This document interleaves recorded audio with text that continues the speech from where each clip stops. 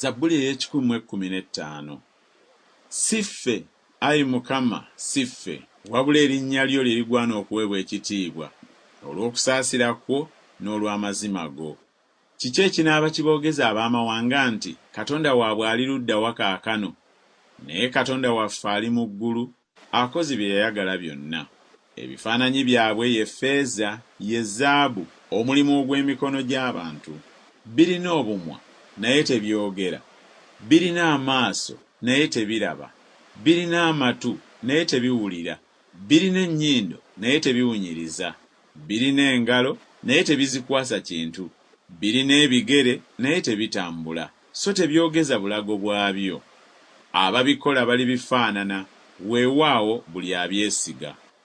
Ggwe Isirayiri, mwesigenga Mukama, ye mubeezi waabwe, ye ngabo yaabwe. Ggwe ennyumba ya Alooni, mwesigenga Mukama, ye mubeezi waabwe, ye ngabo yaabwe. Mmwe abatya Mukama, mwesigenga Mukama, ye mubeezi waabwe, ye ngabo yaabwe. Mukama atujjukidde, alituwa omukisa. Aliwa omukisa ennyumba ya Isirayiri, aliwa omukisa ennyumba ya Alooni. Aliwa omukisa abo abatya Mukama, abato era n'abakulu. Mukama ayongerenga bulijjo okubaaza mmwe n'abaana bammwe.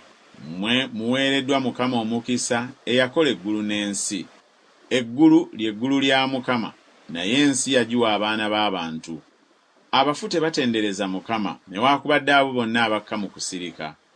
Naye ffe tuneebazanga Mukama okuva leero okutuusa emirembe gyonna. Mumutendereze Mukama.